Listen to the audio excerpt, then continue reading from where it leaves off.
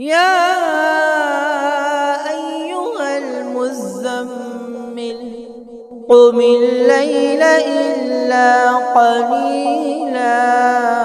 نہیں دے سکتے، مسجد میں مدرسے میں دے سکتے ہیں۔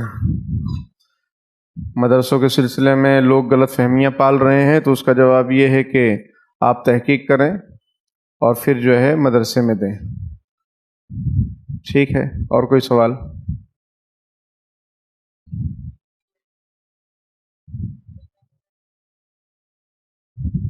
بیچنے کی قیمت پر سونا آپ کے پاس موجود ہے، آج مارکیٹ میں وہ کتنے میں بکے گا؟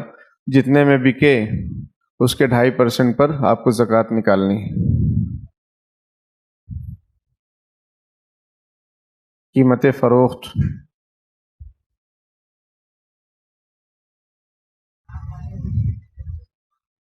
ایک منٹ،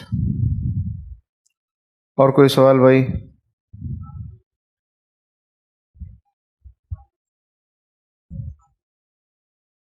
سوال کر رہے ہیں کہ رمضان میں اگر کسی کا انتقال ہو جائے تو اس کا سوال جواب رمضان میں ہوگا کہ بعد میں ہوگا؟ اس کا جواب یہ ہے کہ اہل ایمان میں سے اگر کسی کا انتقال ہوتا ہے تو ان کو عذاب قبر سے محفوظ رکھا جاتا ہے پورے قیامت تک انشاءاللہ۔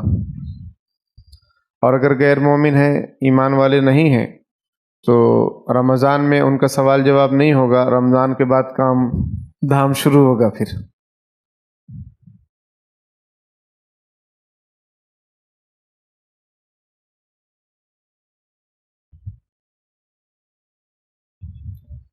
اور کوئی سوال بھائی؟ جی، اذان دیتے وقت وضو کر سکتے ہیں؟ کر سکتے ہیں۔ اچھا، تو کھڑے بھی نہیں رہنا چاہیے پھر؟ کھڑے بھی نہیں رہنا چاہیے، کچھ نہ کچھ تو کر ہی رہا ہے نا آدمی اذان کے دوران۔ بات چیت نہیں کر سکتے، وضو کر سکتے ہیں، وضو بھی تو عبادت ہے، اذان بھی عبادت ہے، وضو کرتے کرتے بھی اذان کا جواب دے سکتے ہیں، کوئی حرج کی بات نہیں ہے۔ جو لوگ کھڑے ہو جاتے ہیں، ہاں اذان کے وقت استنجے وغیرہ میں جانا وہ پسندیدہ نہیں ہے، سمجھ میں آئی بات؟ اذان شروع ہوئی، ٹوائلٹ میں جانا، طہارت خانے میں جانا وہ بہتر نہیں ہے، بعد میں جانا چاہیے، پہلے جانا چاہیے، لیکن اگر ایمرجنسی ہو تو جا بھی سکتے ہیں، ٹھیک ہے۔ اور باقی وضو وغیرہ کر سکتے ہیں۔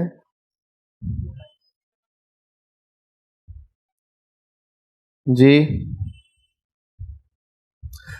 تہجد کی رکعت جتنا چاہیں پڑھ سکتے ہیں، کم سے کم 2 رکعت ہیں، زیادہ سے زیادہ بھی پڑھ سکتے ہیں۔ آپ صلی اللہ علیہ وسلم 8 رکعت پڑھا کرتے تھے، سنت کی نیت سے اگر 8 رکعت پڑھیں گے تو بھی ثواب ملے گا، سنت کا بھی ثواب ملے گا، باقی زیادہ بھی پڑھ سکتے ہیں۔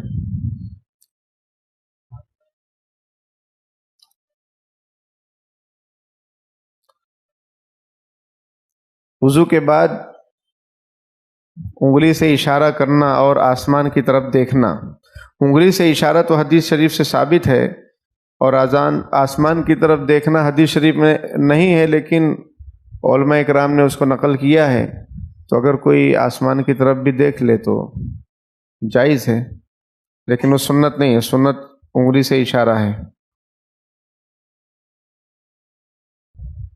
اشہد ان لا الہ الا اللہ وحدہ لا شریک لہ واشہد ان محمدا عبدہ ورسولہ اللہم اجعلنی من التوابین واجعلنی من المتطہرین، یہ دعا پڑھنی چاہیے۔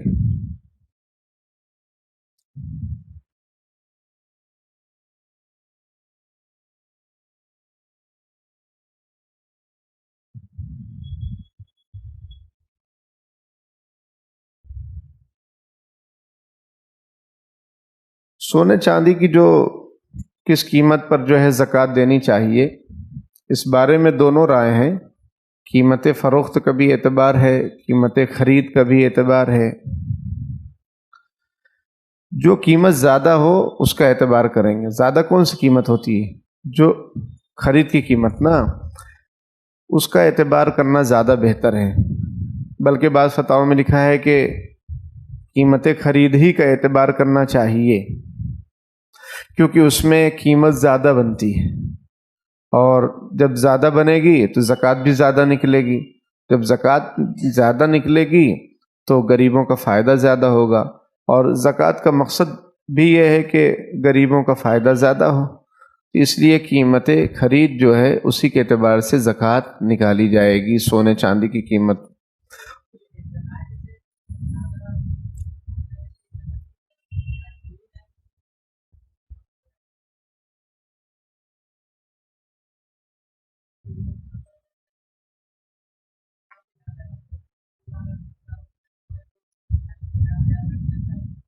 کوئی بات نہیں، اللہ میاں نے دیا ہے، اللہ تعالیٰ اور دیں گے، سمجھ میں آئی بات؟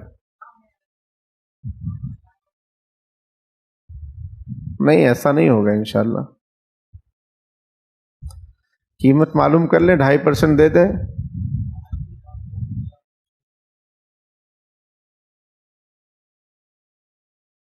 اچھا، 1 تولے میں 3600 روپے؟ ہاں ہاں، کیرٹ کے اوپر بھی رہتا ہے جی۔ ظہر اور عصر کی نماز میں قرات بلند آواز سے کیوں نہیں ہوتی ہے؟ یہی اسلام کا طریقہ ہے، یہی نبی اکرم صلی اللہ علیہ وسلم کا طریقہ ہے، اس لیے ظہر اور عصر میں بلند آواز سے قرات نہیں کی جاتی، آپ صلی اللہ علیہ وسلم بھی نہیں کرتے تھے، یہی طریقہ ہے۔ وجہ اس کی یہ ہے کہ اس وقت بڑا شور و گل کا ماحول رہتا ہے، اور قرات کے لیے سکون، پرسکون ماحول چاہیے تاکہ ڈسٹرب نہ ہو سننے والوں کو بھی، پڑھنے والوں کو بھی۔ سمجھ میں آئی بات؟ لے آلو اور پتہ نہیں تربوزہ میٹھا ہے اور یہ ہے، یہ سب اسی ٹائم پہ زیادہ آواز آتی رہتی ہے، تو یہ بھی ایک وجہ لکھی گئی ہے۔ اور کوئی سوال؟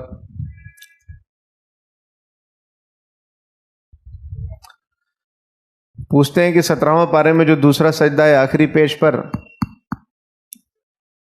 تو اس کا کیا حکم ہے؟ اس کا جواب یہ ہے کہ وہ جو دوسرا سجدہ ہے اس کے بازو میں لکھا ہوا ہے السجدۃ عند الامام الشافعی رحمہ اللہ، کہ یہ جو دوسرا سجدہ ہے یہ امام شافعی رحمۃ اللہ علیہ کے نزدیک ہے۔ جن حضرات کو بھائی سننا ہو وہ یہاں بیٹھے، جن کو بات کرنا ہے باہر بہت جگہ خالی ہے، چلے جائیں، ڈسٹرب نہ کریں، ٹھیک ہے؟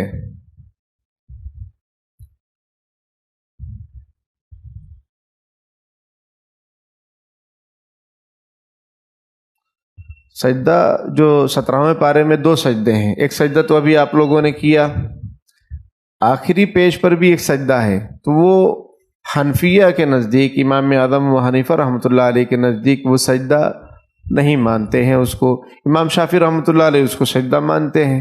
اور وہ سورہ صاد میں جو سجدہ ہے 23ویں پارے میں، امام شافعی رحمۃ اللہ علیہ فرماتے ہیں کہ وہ سجدہ شکر ہے، تو اس کو وہ نہیں کاؤنٹ کرتے، شمار کرتے، ٹوٹل سجدہ 14 ہی ہے، تو امام شافعی رحمۃ اللہ علیہ سورہ صاد والے سجدے کو شمار نہیں کرتے ہیں، سورہ حج والے دونوں سجدے کو مانتے ہیں، تو 14 ان کے نزدیک ہو گئے۔ ہمارے یہاں امام اعظم ابو حنیفہ رحمۃ اللہ علیہ کے متبعین کے یہاں سورہ حج کا جو دوسرا سجدہ ہے اس کو شمار نہیں کرتے، سورہ صاد میں جو سجدہ ہے اس کو مانتے ہیں، یہ وجہ ہے۔ اس لیے ہم نے کیا کیا کہ اسی پر رکوع کر لیا، ابھی نماز میں اسی آیت کو پڑھ کر رکوع کر لیا، تاکہ اگر سجدہ ہو تو وہ ادا ہو جائے۔ چلیے، نہیں کرنا واجب نہیں ہے، کر لیے تو گنجائش ہے، لیکن نہ کرے تو اچھا۔ اگر آپ حنفی ہیں تو حنفی مسلک کو ہی فالو کریں، کیونکہ سجدہ ٹوٹل 14 ہے۔ جی، اور کوئی سوال؟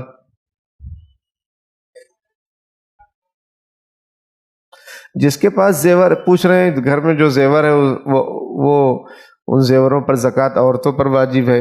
بھائی جو مالک ہے اس پر واجب ہے، عورت مالک ہے تو اس پر جو ہے زکوٰۃ فرض ہے، وہ اپنا 2.5% نکالے کیسے بھی کر کے۔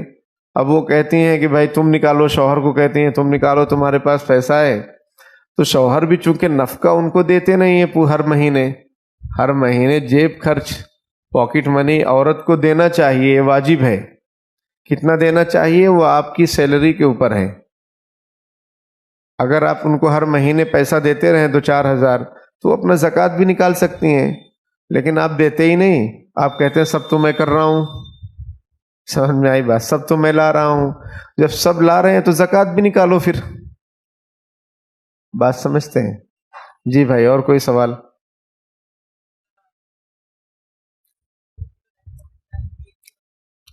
وہ تو کسی بھی طریقے سے زکوٰۃ نکالنا ہے، چاہے بیچو، چاہے پیسہ لو، چاہے قرضہ لو، کچھ بھی کرو، چاہے زیورات کو بیچنا پڑے، لیکن زکوٰۃ تو فرض ہے. اور یہ مال اللہ نے ہم کو دیا ہے، اور اس کا صرف 2.5% مانگ رہے ہیں، 40واں حصہ. 100 روپے میں 40واں حصہ کتنا ہوتا ہے؟ 2.5 روپے نا. بہت آسان ہے. آدھا بھی نہیں اللہ کی طرف سے فرض ہے، تہائی بھی نہیں ہے، 40واں بہت کم، تھوڑا سا. وہ بھی کس لیے؟ اللہ کو بھی نہیں چاہیے بھائی. اللہ چاہ رہے ہیں کہ جو تمہارے عزیز و قارب، رشتہ دار، دوست احباب تنگ دست ہیں، پریشان ہیں، ان کی مدد کرو، ان کی دعائیں لو. اگر چاہتے ہو خدا ملے، کام وہ کرو، دعا ملے. رمضان میں کتنے لوگ پریشان حال ہیں. لوگ ملتے رہتے، کہتے رہتے ہیں کہ بچے کے لیے کپڑا لینا ہے، کچھ انتظام ہو تو بتانا، اس کے لیے وہ کرنا ہے. اب ان کو کیا جواب دیں گے؟ ان کو کیا جواب دیں؟ کہتے ہیں ٹھیک ہے بھائی، انشاءاللہ انتظام ہوگا تو آپ کا انتظام کریں گے. اب جو مالدار لوگ ہیں ان کو ٹائم ہی نہیں ہے کہ وہ دیکھیں، فکر کریں. میں نے جمعہ میں بھی سمجھایا کہ غور و فکر کرو، دیکھو، سمجھو. جو ضرورت مند ہو ان کے پاس خود جا کر دو، ان کو بلاؤ مت اپنے گھر. سمجھ میں آئی بات؟ آدمی کسی کے دروازے جاتا ہے، اس کو اچھا نہیں لگتا ہے. نعم الامیر علی باب الفقیر وبئس الفقیر علی باب الامیر. بہترین مالدار وہ ہے جو ضرورت مند کے دروازے پر پہنچ جائے، اور بدترین برا سوال کرنے والا وہ ہے جو کسی مالدار کے دروازے پر جائے. سمجھ میں آئی بات؟ تو بہترین مالدار بننا چاہیے. اور بھائی کوئی سوال؟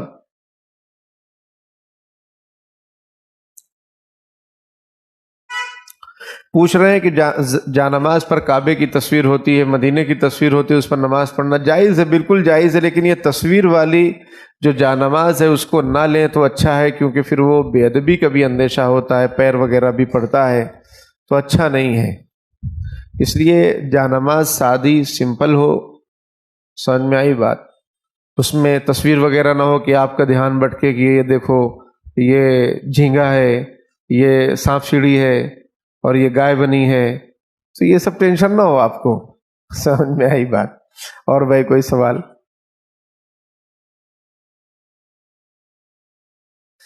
بیت الخلا اور طہارت خانے میں کہہ رہے ہیں فون آیا تو اٹھا سکتے؟ نہیں اٹھا سکتے بھائی.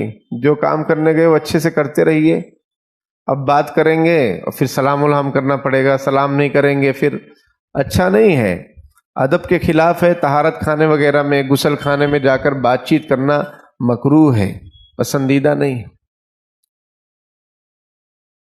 کاٹ دیں فون، فون ہی کاٹیں اور کچھ نہ کاٹیں. اور بھائی کوئی سوال؟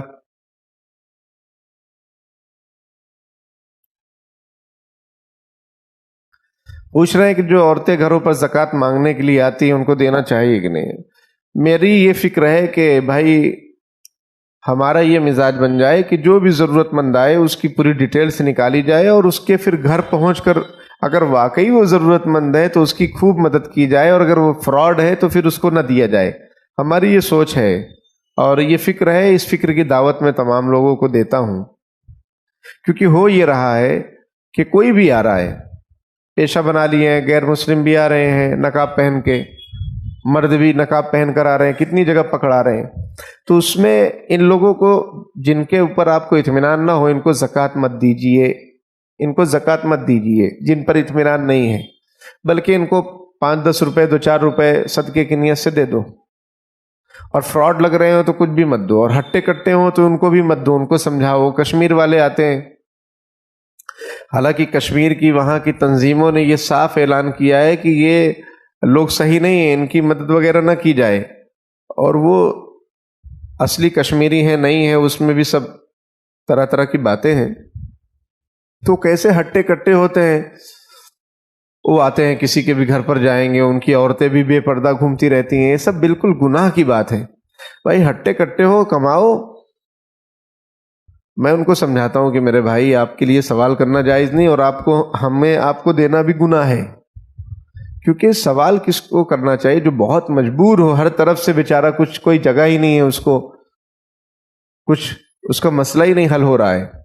اب ہٹے کٹے ہیں، کام کر سکتے ہیں. کتنے ہم برادران وطن کو دیکھتے ہیں، غیر مسلموں کو دیکھتے ہیں، تو بوڑھے بوڑھے مرد عورتیں، بڑھیا بڑھیا نیمبو لے کر بیٹھی ہیں، سبزی لے کر بیٹھی ہیں، پورا دن بیٹھے رہتی ہیں روڈوں پر، تھوڑا تھوڑا سامان لے کے اور بیچتی رہتی ہیں. اور ہمارے یہاں نواب صاحب لوگوں کو آرام سے پیسہ چاہیے. تو شریعت اس کو پسند نہیں کرتی ہے کہ جو ہٹا کٹا ہو وہ مانگتے پھرے. سمجھ رہے ہیں؟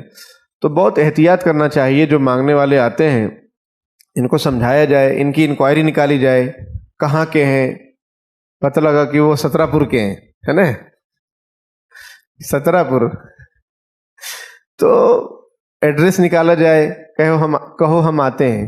اگر واقعی وہ ضرورت مند ہو ان کی بھرپور مدد کرو. الہ آباد میں ایک صاحب کا واقعہ ہے، بڑے اچھے آدمی تھے، ان کا انتقال ہو گیا، اللہ مغفرت فرمائے. ان کے پاس کوئی ضرورت مند گیا، انہوں نے کہا کہ ہم تمہارے گھر آئیں گے. اب وہ ساز و سامان لے کے، گاڑی لے کے جب گاؤں میں پہنچے تو اس آدمی کا نام کا کوئی ہے ہی نہیں وہاں پہ، کوئی گھر بھی نہیں ہے، واپس آ گئے. تو ایسا ہوتا ہے. تو جو بھی مانگنے والے آئیں ان کی انکوائری، اگر آپ کے پاس ٹائم ہو، بلکہ ٹائم نکالو، ٹیم بناؤ. ہم آپ کے ساتھ ہیں. نوجوانوں سے میں کہتا ہوں کہ ٹیم بناؤ، اور مقصد اس کا یہ ہے کہ خدمت ہو. مقصد یہ ہے کہ فراڈ لوگوں کو نصیحت ہو اور صحیح ضرورت مندوں کی خدمت ہو. آپ ٹیم بناؤ، ہم آپ کے ساتھ ہیں. اور جو ضرورت مند آئے، کہاں کہ وہ بھائی پورا ایڈریس نکالو اس کا، پھر وہاں انکوائری کرو. اگر واقعی وہ ضرورت مند ہے اس کی مدد کرنا ہے، نہیں ضرورت مند ہے اس کی فوٹو کھینچ لو اور آئندہ بولو اگر یہاں دکھے تو تمہارے خلاف کمپلین کرتے ہیں، پولیس کو بلاتے ہیں. پھر یعنی اس کو ڈرائیں دھمکائیں، لوگوں سے کہہ دیں بھائی یہ آدمی صحیح نہیں ہے، یہ عورت صحیح نہیں ہے. تو اس سے کام ہوگا، اس سے غریبی ختم ہوگی. ورنہ اگر ہم ایسے ہی آرام کرتے رہیں گے تو لوگ تو دن بدن بڑھتے ہی جا رہے ہیں. اور کوئی سوال بھائی؟